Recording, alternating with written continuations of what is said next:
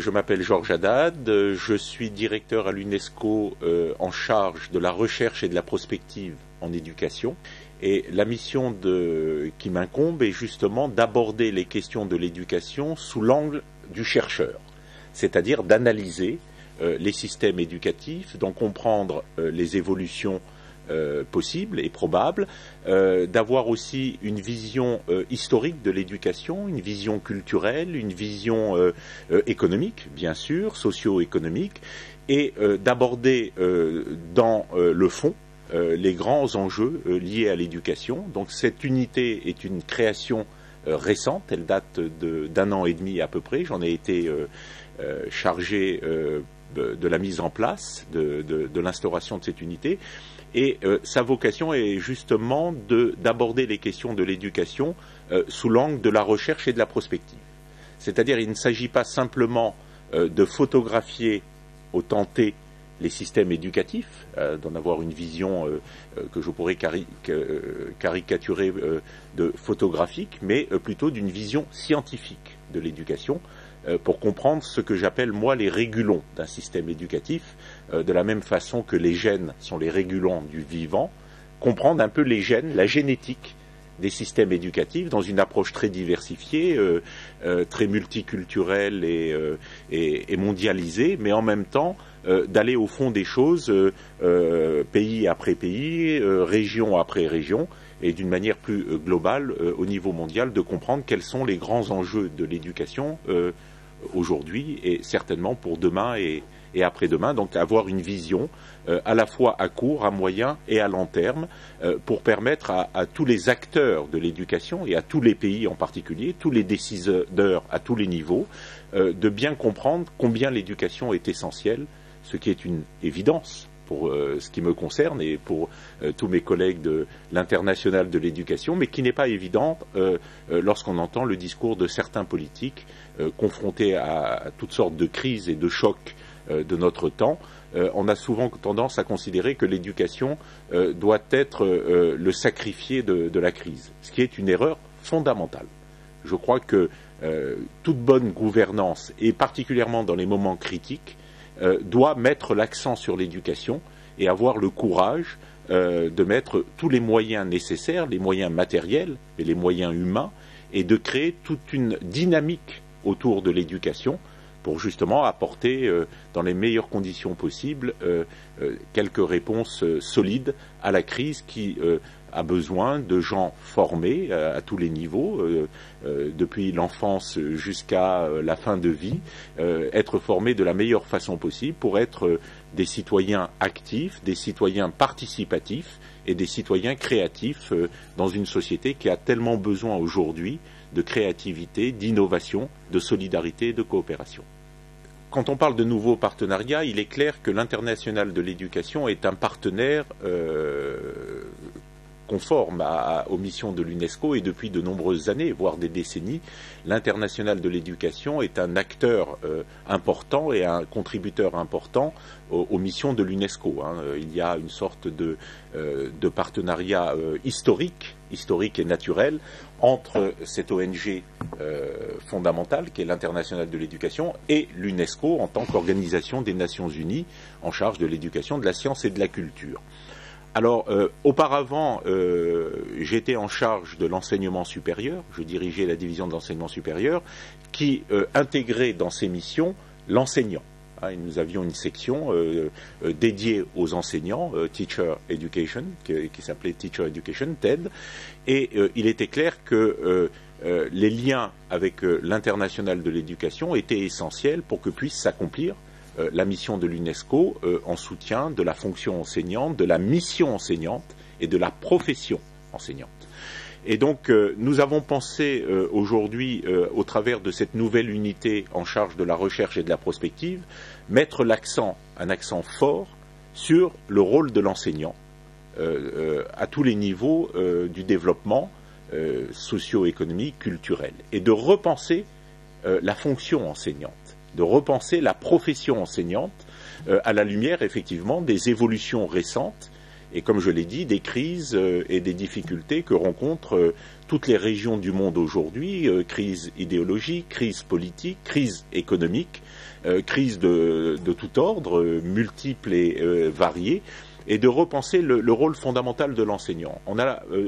souvent eu tendance à considérer que l'enseignant devait se limiter à une mission de service, c'est-à-dire transmettre les connaissances, évaluer les savoirs acquis, et limiter le rôle de l'enseignant à cette notion de service, à mon avis, est une erreur fondamentale, et je sais que l'Internationale de l'éducation partage ce point de vue. Être un enseignant, c'est une mission fondamentale sur laquelle repose tout l'avenir d'une société à tous les niveaux, et cela depuis des siècles, hein, si je puis m'exprimer ainsi. Et donc il est important de remettre l'enseignant au cœur du projet éducatif. Alors souvent certains disent, mais avec les nouvelles technologies, les technologies de l'information et de la communication, les savoirs sont disponibles, chacun pourra avoir accès à ces savoirs. Est-il besoin d'avoir des enseignants en nombre et en qualité pour assumer ces missions de transmission des savoirs, d'acquisition des savoirs et d'évaluation des savoirs? Eh bien moi je dis que c'est encore plus urgent aujourd'hui de remettre l'enseignant, parce que ces savoirs disponibles au niveau des technologies de l'information et de la communication ne peuvent être acquis légitimement par ceux qui essayent de les acquérir que si les enseignants sont là pour les guider, pour les accompagner, tout particulièrement les jeunes, et dès la tendre enfance. Il est important aujourd'hui de former et de promouvoir la mission enseignante pour accompagner ces jeunes vers cet accès au savoir et cette acquisition de savoir pour que chacun puisse construire son parcours citoyen. Et puis ne l'oublions pas, le savoir n'est pas simplement un savoir individualisé, c'est aussi un savoir collectif. Il est important aussi de former des personnes, des hommes, des femmes, des citoyens qui s'inscrivent dans une dimension collective du savoir. Cette société de la connaissance ne pourra se développer et assumer ses missions que si le savoir individuel se conçoit aussi dans une dimension collective. Donc nous avons décidé en particulier à l'UNESCO de revisiter les grands rapports mondiaux que l'UNESCO a produits. En 1972, le rapport intitulé FOR, le rapport FOR, Apprendre à être, premier rapport mondial sur l'éducation, et qui met l'accent sur le rôle de l'enseignant, déjà, dans ce rapport mondial de l'UNESCO, donc le rapport Edgar Faure 1972, et bien entendu un rapport un peu plus récent qui est connu sous le nom de rapport Delors de 1996, l'éducation un trésor est caché dedans, a treasure within en anglais, où là aussi le rôle de l'enseignant est mis en lumière, est mis en exergue, et je pense qu'aujourd'hui, en 2012, l'enseignant s'impose de manière encore plus forte que dans les années précédentes et au siècle précédent, comme l'acteur fondamental du développement d'un système éducatif qui se veut de qualité et équitable, c'est-à-dire permettant à chacun d'accéder à la connaissance de la manière la plus conforme à ce qu'une société doit proposer à ses jeunes. Alors, repenser la mission enseignante, repenser la profession enseignante, repenser le contrat qui lie l'enseignant à la société. Donc voilà à mon sens, le cœur même de notre projet, repenser le contrat social de l'enseignant. Ce contrat qui le lie à la société et que la société doit respecter pour que l'enseignant puisse assumer ses missions. Et quand je parle d'enseignant, c'est dans la multiplicité du rôle de l'enseignant, de sa mission. Enseignant pour les enfants, là aussi, il faut former des enseignants qualifiés à ces enjeux qui sont importants. On le sait aujourd'hui, toutes les capacités cognitives se développent de manière absolument essentielle entre 3 et 10 ans. Vous savez, il y a une partie du cerveau qu'on appelle l'aire de Wernicke, et on le sait aujourd'hui de manière absolue, cette partie du cerveau qui est la partie où se développent les capacités cognitives se met en place entre 3 et 10 ans. Alors, est-ce à dire que cela est trop tard après? Non, bien sûr. Après, il y a tout l'apprentissage, le développement intellectuel, le développement critique, le développement cognitif ultérieur. Mais il est important de mettre l'accent justement sur la formation d'enseignants qualifiés dans cette période fondamentale de la vie de l'être humain entre 3 et 10 ans. Ensuite, il faudra effectivement penser l'enseignant dans les prolongements après 10 ans, c'est-à-dire après le primaire, disons de manière très rapide, l'enseignant du secondaire avec des capacités et des spécificités d'ordre disciplinaire, bien sûr. Ensuite, bien entendu, l'enseignant qui en charge de la formation technique et professionnelle. Là aussi, des enseignants qualifiés au niveau de la formation au métier ou de la préparation au métier, et sans oublier les enseignants du supérieur, qui sont des enseignants au contact permanent, et ça c'est mon point de vue absolu, et je n'en démordrai pas, au contact permanent de la recherche. Un enseignant du supérieur doit en permanence être au contact de la recherche, être un chercheur lorsqu'il le peut et lorsque l'inspiration est au rendez-vous, mais en même temps être toujours au contact de l'avancée des savoirs pour faire que l'enseignement dit supérieur soit tout à fait performant dans les domaines des avancées de la connaissance. Et puis un deuxième, ou un troisième, ou un quatrième enjeu qui me paraît important aujourd'hui et qui l'est déjà depuis de nombreuses années, c'est ce qu'on appelle la formation tout au long de la vie, l'apprentissage tout au long de la vie. Et là aussi, il faudra des enseignants capables d'assumer cette mission en direction d'adultes qui ont déjà une expérience professionnelle, mais qui doivent, pour des raisons évidentes, se reformer,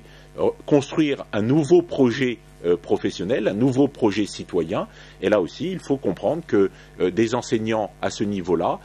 doivent être aussi formés, encouragés. Donc, vous voyez, il y a une multiplicité de la mission enseignante, une diversité de la mission enseignante qui montre aujourd'hui combien le métier d'enseignant, la profession d'enseignante est essentielle à tous les niveaux, avec des variations, avec des modulations. Et je le répète, les technologies de l'information et de la communication sont utiles, elles sont nécessaires, elles sont indispensables, mais l'accompagnement doit garder un visage humain dans une relation tout à fait essentielle, je dirais même sensible, entre l'apprenant et l'enseignant. Donc je crois que voilà un des enjeux importants, et au travers de ces deux rapports mondiaux sur l'éducation que j'ai cités, le rapport Faure et le rapport Delors, la directrice générale de l'UNESCO, Madame Irina Bokova, a souhaité que nous repensions les grands enjeux de l'éducation en ce 21e siècle, il y a déjà 12 ans ou presque d'existence, et que nous essayons d'avoir une vision prospective sur ce que sera ou serait ou pourrait être l'enseignement dans les 20 prochaines années. Et quand je dis l'enseignement dans les 20 prochaines années, c'est aussi l'enseignant dans les 20 prochaines années, sa place dans la société, le contrat qui le lie à la société et le contrat que la société doit respecter pour faire que l'enseignant se sente le plus à l'aise dans le métier qui est le sien et qui est un métier important. Il faut comprendre aujourd'hui que lorsque nous formons des enseignants qualifiés de bon niveau, beaucoup d'entre eux, malheureusement, sentant que leur rôle social, leur statut social n'est pas suffisamment reconnu ou respecté, partent vers d'autres professions, ce qui est vraiment une perte essentielle à tous les niveaux, bien entendu au niveau sociologique, au niveau économique et au niveau culturel. Donc je crois qu'une société, et je le répète de manière récurrente et peut-être avec excessivité et emphase, une société qui ne respecte pas ses enseignants ne peut pas prétendre aimer ses enfants. Nous organisons effectivement le 8 et le 9 juin prochain en Grèce. Bon, donc vous comprendrez que la Grèce est un pays qui est en grande difficulté aujourd'hui, mais les difficultés de la Grèce seront les difficultés de l'Europe, et après, je pense par extension, pourrait avoir des répercussions très très importantes à tous les niveaux. Et donc nous avons décidé avec un partenaire très important aussi qui s'appelle l'AFIRS, c'est l'agence francophone internationale de recherche en sciences de l'éducation, AFIRS, A-F-I-R-S-E, qui est un de nos partenaires. Nous avons décidé d'organiser ensemble, avec l'unité que je dirige, ce laboratoire de recherche et de prospective en éducation de l'UNESCO, que j'ai mis en place il y a un peu plus d'un an, un séminaire international sur la recherche en éducation et l'éducation en temps de crise. Donc essayer d'analyser et de créer un vrai dialogue, un vrai débat, une vraie confrontation entre le monde dit politique, le monde des décideurs et le monde de l'éducation, le monde de ceux qui enseignent, qui transmettent les savoirs, et pour essayer de trouver un message commun qui ferait entendre raison à ceux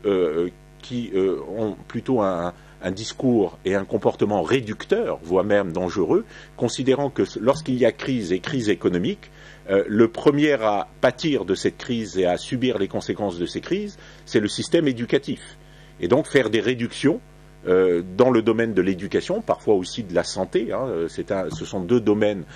où on a tendance à faire des coupes budgétaires drastiques, et je pense que c'est une des erreurs fondamentales que doivent éviter tous les responsables politiques. Notre nouveau président, sans vouloir faire de prosélytisme, François Hollande, a bien mis l'accent dans son premier discours de président de la République sur l'éducation, puisqu'il a rendu hommage à Jules Ferry avec une modulation sur l'aspect, les comportements d'un autre ordre concernant le colonialisme, etc. Mais il a voulu mettre l'accent sur l'éducation en rendant hommage à Jules Ferry. Et le deuxième aspect, il a mis un accent très fort sur la recherche, en rendant un hommage appuyé à Marie Curie,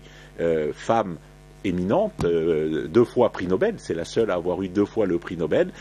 femme d'origine polonaise, intégrée dans le système français et qui a tant apporté à la recherche et à la science, non seulement en France, mais dans le monde. Donc voilà, 2 messages très forts, éducation et recherche. Et il est clair que lorsqu'il y a crise, c'est le moment ou jamais de mettre l'accent et l'effort sur l'éducation et la recherche pour créer les conditions d'un développement. C'est-à-dire que vouloir avoir une approche sur des restrictions budgétaires et mettre les efforts et les contraintes sur l'éducation et la recherche, c'est à mon avis faire preuve de cécité au niveau politique. Il est clair que lorsque ça va mal, c'est là qu'il faut créer de plus en plus de désir et de dynamisme autour de ces 2 missions fondamentales que sont l'éducation et la recherche. Et on ne peut pas les séparer. Moi, je crois qu'on ne peut certainement pas séparer éducation et recherche. Et j'espère que le message qui viendra de ce séminaire international, et je n'en doute pas, sera un message très fort en direction de ceux qui ont entre les mains les rênes de la politique et des décisions. C'est de leur dire, eh bien, nous sommes en crise, nous sommes en difficulté, c'est le moment ou jamais de mettre tous les moyens au service de l'éducation, de la recherche, pour que l'innovation et le développement prennent toutes leurs mesures, et de mettre l'accent sur la croissance, qui est si importante, particulièrement en temps de crise. On ne peut pas se limiter à faire des coupes budgétaires et des restrictions budgétaires, et de dire on verra dans 5 ans, dans 10 ans. Je crois que la mission d'un homme et d'une femme en responsabilité politique, c'est de voir à moyen terme et parfois à long terme pour essayer de proposer à la société toutes les conditions qui amèneront la croissance, le développement et des jours plus heureux, surtout dans les moments en difficulté. Je crois que c'est vrai qu'il faut affronter la tempête. C'est vrai qu'il faut savoir gérer ces ouragans économiques, culturels, politiques, idéologiques qui sont aujourd'hui le fait d'un dérèglement à l'échelle planétaire. Je suis en train de finir un très beau livre d'Amin Malouf qui s'appelle Le dérèglement du monde. Bon, alors on peut être d'accord avec certains points, etc. Mais il montre bien que dans ce monde qui se dérègle d'une certaine manière pour diverses raisons et parfois d'incurie politique et de faillite de la pensée économique, je le dis clairement, de faillite de la pensée économique, de manquement de la pensée économique, d'une pensée innovante, etc. Eh bien, il est important, là aussi, de mettre l'accent sur les 2 piliers de l'avenir de toute société, je le répète, c'est l'éducation, la recherche, vers l'innovation et le développement. Donc voilà, je crois que ceci est facile à dire, ceci est facile à affirmer, mais ce qu'il faut, c'est que ce message soit porté par l'action et que certains dirigeants politiques, et je viens d'en citer un qui vient de prendre les rênes de notre pays, de mon pays, la France, même si je suis un fonctionnaire international, j'ai été très touché, profondément touché par cet hommage rendu à l'éducation et à la recherche. Je crois que là nous avons une ligne directrice essentielle vers laquelle il faut aller, que la rigueur budgétaire ne tue pas la croissance et ne tue pas surtout le désir. Le désir et la créativité et l'envie d'aller de l'avant, et que les gens ne s'arc-boutent pas sur leurs difficultés, pour dire,